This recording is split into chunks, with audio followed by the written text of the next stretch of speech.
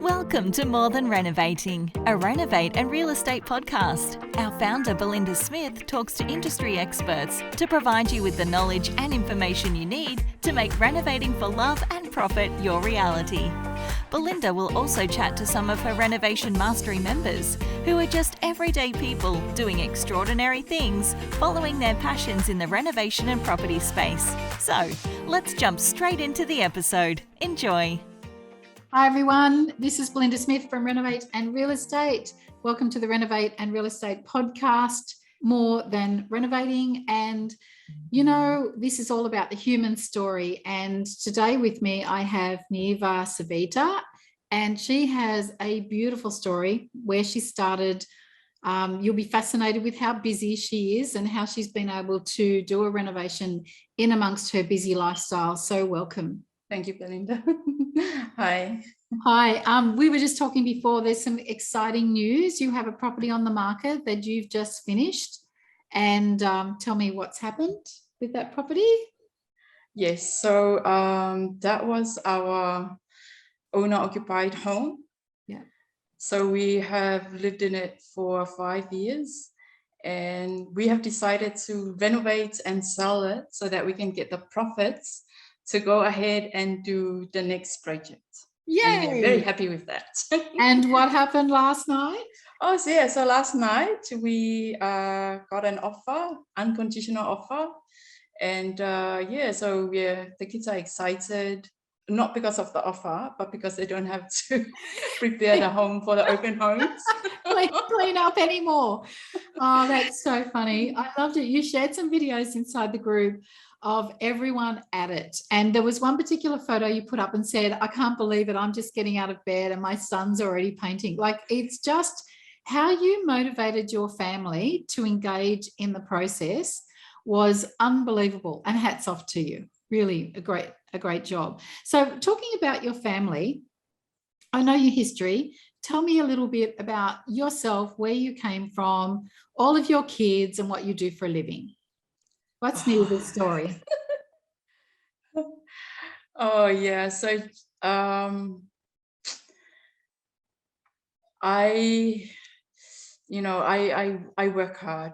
Yeah, you do.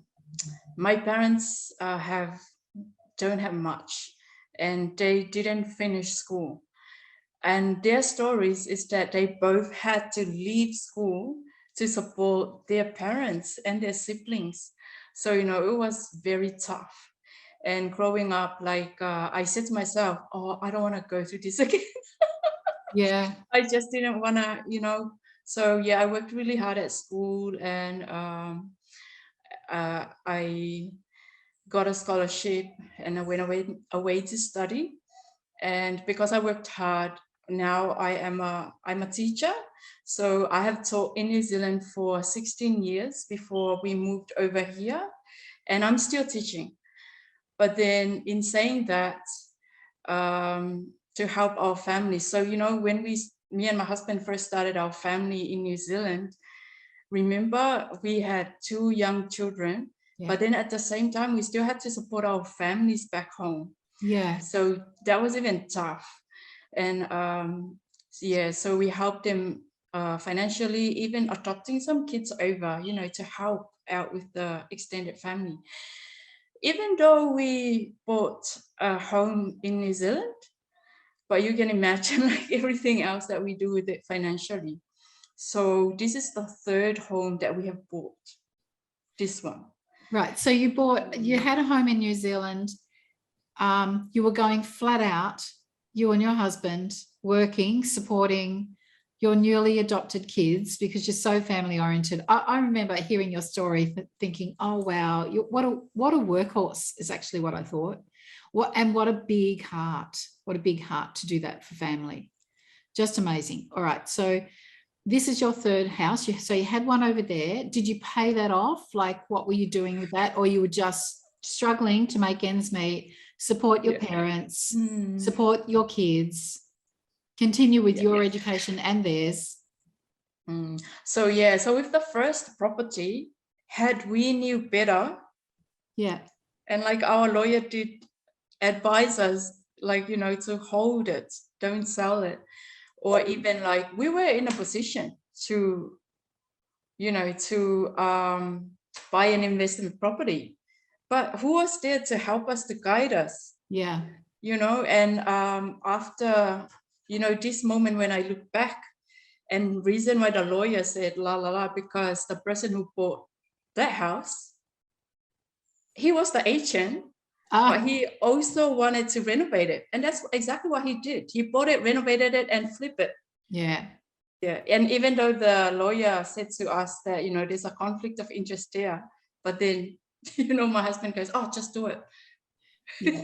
It's hard to track that stuff down. It's also disappointing to look backwards sometimes and you think, oh, what if I had this opportunity passed me by? So from now, promise me you're only going to look forward, because all of us have things like that to look at. But you learn from that. And the truth was that you don't know what you don't know at the time you don't know it. True. Yeah. Yeah. I know. It's just, no looking back, and just keep moving forward. Now it's just keep moving forward. Oh, yeah, right. You're a woman on a mission at the moment, which is fantastic. All right. So the next property, what did you do from that one? Oh, yeah. So we moved into it. Yep. So we moved into it, and then when we came here, when we moved to Melbourne, we put it on rental. So you've still got a property in New Zealand that's rented? No, we ended up selling it. I know, that's the thing. We keep making wrong choices. And then when we felt like, and again, it was family stuff, and again, I said, oh my gosh, I should have done, something else and just try and hold on to that property. Yeah. There was other ways that I could have worked around it. Yeah. But until you have some really good people around you who can give you the right advice, they're just things that most people aren't aware of. You're not alone in that. Most people are not aware of how much equity they can pull from a property and how it's possible to hang on to something, and how the banks look at loans, and a lot of opportunity missed for you, but for me and for everybody else too. Yeah, that's where everybody else would have a similar story, I'm sure. So you came to Melbourne. Yeah, so we got here. How many people? 6 of us. So me, my husband, and my 4 kids. Yeah. Our 4 children. So 2 of them are now over 18. Yeah. And we still got 2 that are still at high school. And so we have been here 5 years. And, we were just at the point of, we were at this point of go and buy something to rent. Yeah. And then I saw on Facebook, Belinda's Renovation Mastery, Renovate and Renovate. Yeah. So I said to myself, oh, I'll go and join that. But then throughout all these years when I was in New Zealand, I was one of those. I hear a property session going on, a seminar, I go. Yeah. And even I buy the books and I read and I say, oh, I learned so much, and I go and I hear all these things. But then the problem was, how do I put it all together? So why do you think it was difficult to put it all together? I don't know. Even when I got here, I went to one other course in Brisbane. Yeah. And even I spent money, but then when I came back, I was like, oh, it was way too hard for me. I started doing the research, I looked things up, but then I go on this website, and the information is, you just have all this information, and you have this massive thick folder of information, and you go through it, take notes. I had a book. Yeah. Some strategies are difficult to implement for the average Joe. They're really, really hard. Where a renovation is, houses age around us all the time. Things need fixing up all the time. People will fix up a bathroom or a kitchen, and it's really no more difficult than that. It is if you want to start to flip homes for profit. There's more involved, as you know, but to actually, improve a property, it's not something that is only for the minute few. It's not a weird strategy or a difficult strategy. So you felt more comfortable in the renovation space. Yes. So after that week, and I thought, wow, maybe this is something I should try this out and see how it goes. And then I went through the next round, the boot camp that was done online. Yep. And then I got really excited. And then I said to myself, I'm going to do this. And especially because when they offered the opportunity to have someone to help you along the way. So, have your coach is one-on-one. It's someone that you're going to speak with weekly, every week. And then there was a group where you can just go and ask questions. Yeah. Even though I didn't ask questions, but I was there on the Facebook page, I scroll down and say, oh, well, people are actually talking. Yeah, and doing this. And just what I love about my gang is that they're everyday people, but they're all just doing it. They make a start. And I think that is because renovation as a strategy, like we said before, is something that everybody has got the ability to have a go at. And it really helps you when you see others doing it. So it's been exciting to watch you, because the words that you said when we first spoke were, I'm just too busy. I'm nervous that I won't be able to fit all of this in. And I think that working with somebody at a higher level, at a closer level, has been really good for you because I know you're busy, but I totally, hats off to you, understand how hard sometimes you worked to get the stuff done that was sitting around your house undone for a while and making you frustrated. You actually got the stuff done that you needed to do. And every week you ticked those little things off your list. So tell me about some of the things you did to your house. So major was the showers. So both the showers, the shower base had broken. Problem. So that was the major thing that we had to go through. And I did make a mistake. I did make mistakes because even though I had numbers in front of me, I didn't get my 3 quotes. The other mistake is that I didn't contact my coach. And then because I think I was like, oh, I gotta get this done. I need to book these guys, because when they come, it's like they say, oh, our next available dates are, and then you get nervous. You think, oh, if I don't book with them today, I'm gonna lose them. So that kind of thing. They're saying that to you on purpose, don't you? So that you do make a booking. I know. Sales tactic 101. Yeah. So I made those mistakes. Yeah, that's all right. But that's all right. Yeah. So we had to fix that, and we had to fix, outside, do some landscaping. My coach advised me to paint the fence, and that was in fact the very first thing we did, was paint the fence outside, and that was exciting. I got my nieces to come and help to do the first and I said, well, everyone get things, come on, get a brush. Get a paintbrush. Everyone who comes to visit gets a brush. When you posted that picture up, I was so excited because I could see all the bodies against the fence all pitching in, and I thought, yes, she's done it. The whole family's on board, because your thing was feeling like you had to do it all on your own. It was up to you. It was up to Manny. It was just going to be you two doing it on your own. And then the next minute, the kids are in.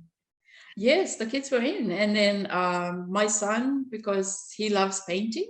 Yeah. And so there was no problem for him. And my husband goes, oh, yeah, I'm going to do that. And then I have to wait for him for another 5 days because he's also busy with work. Yes. And so my son stepped in and did, most of the painting inside the house. Oh, that's fantastic. I love sons. Sons are great. You just got to feed them. You just got to make sure they have full tummies, and they do almost anything for you. That's fantastic. So the progress was amazing. You put the house on the market looking really, really nice. You did a video walkthrough, and I watched that closely. I was so proud of you because I remember you pointing out all the things that you had to do. So you just wrote a list. You did the bathrooms first, the things that really needed repairing first. Down the side lane, you asked questions in the group for some ideas about how to tidy up the side lanes of the house. All of those things made a really big difference to the appearance of your house when it went to market. Yes. And I realized, I need to ask. Like, Yeah. look, because even the side there, I went and had a look. It was like, I said to Lauren, it's $600. But then it was only when I spoke to her, and it was only when I asked the group, and then everyone posted their ideas. I was like, oh, well, I can do it that way. I can do it that way. And Yes. then it went all the way down to 183. Right. And it looked fantastic. And it sends a strong message to your buyer that this house is well cared for, because, you know, my thing, it is about looking at every corner and making sure everything is as nice as it can be. Not renewed, but certainly just, you know, spiffied up a little bit, prettied up. So that was awesome. I was super proud of you. And there's one thing that I'll note that just I laughed and laughed when I heard it. Your words to me were, and then my husband could see me cracking along with this and so excited and doing my research and showing him the numbers. And he said, oh my God, my wife. Yes. So what did he notice in you? Oh, like he saw, my husband knows that when I want something, he can't stop me. Yeah. So he can only like come and support me. And the other thing also is that he knows that, you know, I don't do something for nothing. You know, I don't do something if it wasn't important. And if it's important to me, he will come and support me, even though that he, you know, he probably doesn't have all the facts. But then he was reluctant at first, because he knows that I'm the person who's driving the family. If I say, oh, we're going to buy that property and we're going to rent it out, we will do it. It's like, you know, so when he heard this thing, he goes, what are you doing? Like, you know, you just said 2 months ago that we are ready. You're talking to the broker. We will get things moving. So to him, it was like, oh, here we go again. My wife has changed her mind. She's going to do something else. Yeah. But when he was ready, when he asked me again that morning, I said to myself, haha, he's ready. I'm going to go and I'm going to get my book, because I'm going to explain to him. I write things down. Yeah. And he goes, oh my gosh, not that book again. Can you just say it? I said, no. You have to look at how this works, so that you can understand it. But then when he saw the numbers, he goes, oh, really? Wow.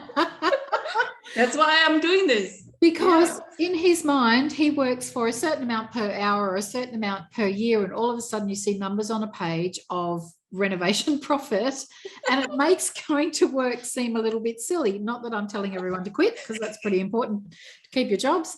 But yeah, there's a lot of opportunities. So tell me a little bit about, you bought the property 5 years ago, you said.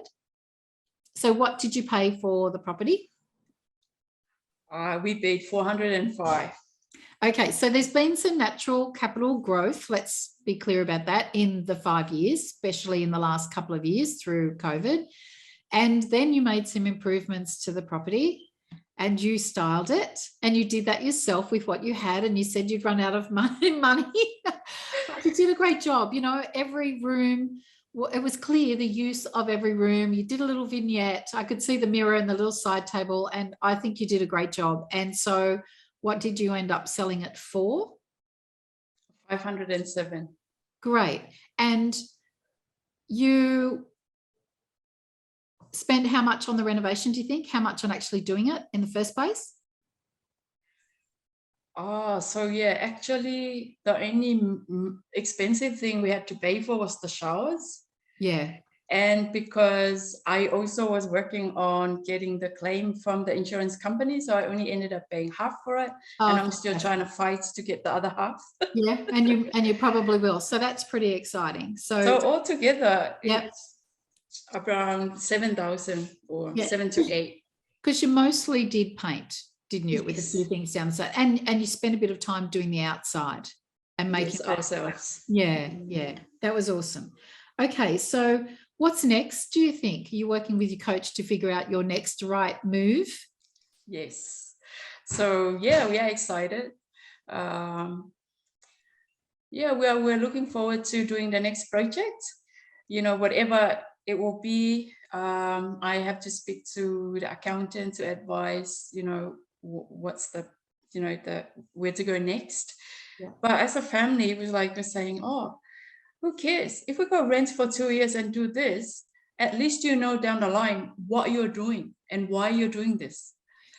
Yeah, no, that's awesome. So you might rent and flip a few homes for some yeah, for some Yes. quick chunks of money. Yeah, Fantastic. that's what- And do you think the kids will pitch in again if you were to buy an investment property to flip? Oh, definitely. They've Definitely. got the bug. But yeah, they will. But I did say to them, and hopefully we don't have to do the open homes again. Like living in a renovation, it was hard. Yeah, I don't mind living in the mess and the dust and all that kind of stuff. I guess I'm used to it, but I agree with you. I think trying to keep it immaculate for those open for inspections, they're a long few weeks with a family. And I remember the dog and the cat and all those kinds of things that we all have as families. You're constantly thinking, should they be there for the inspection? They've got so you end up in a cafe with a cat in the cat box and the dog with you on a lead, and you're just throwing things into the boot of your car that are around, and you don't have time to pack away. It's full on. Those open for inspections are full on. The beauty is that it's not taking very long for things to sell right now, so those weeks aren't drawing out. Yeah. Well, in saying that, you just have to do what you have to do. I agree. And I always think I'm cleaning. You know what I think when I'm cleaning for an open for inspection? I actually put into my head, I'm earning money. I'm being paid for this effort. That's how I talk myself through it. It's like, I'm actually being paid for this effort, because if this looks beautiful and somebody really wants my property, they'll pay more for it. And therefore I'm going to get paid. Yeah. Well, that's very, very exciting. So you're working now to buy another deal, looking for a renter. You only got the offer last night. So did you celebrate? Did you crack a little glass of wine? Yeah, we will do a little celebration at the back there with the kids on Saturday. Yeah, that's so nice. So congratulations. It's awesome having you inside my group. And I mean that sincerely. I love it when I can see people come in through the group just feeling like they need progress, whatever that might be for them. And my concern for you was how busy you really are with all of the kids and the amount of time you spend at work and money too. So I was concerned, because I thought you're just going to have to put your foot on the accelerator for a little while. And you've done that, and you've just done it with grace and style, and I'm super proud of you, and I'm really proud that you're happy with the result, and onward and upwards. No more wasted opportunities. Yes. And keep learning and learn from the experts, like those who have done it, listen very carefully to their advice and always ask questions. Like, don't be scared to ask questions and ask for help. Yeah, no, it's so important that, the group is the group that you feel like you can reach out to and ask questions. It's really important that the group is like that, because there are people in there who are really experienced, but there are also people who are just beginning. So it's a safe place to do that. And I don't know why. I think it's a female thing. Can I say that? Can I divide the sexes like that? It's sometimes we just don't like to ask for help. Like sometimes we feel we've got this, we'll go okay. But it is definitely a better option to ask for help earlier rather than later. Niava, it's been really, really nice having you. Thank you so much for speaking with me today. Have a beautiful day. If anybody wanted to work with Niava in a joint venture agreement or anything like that, just contact me and I'll put you in touch. Thank you so much, Belinda. Excellent. Thank you.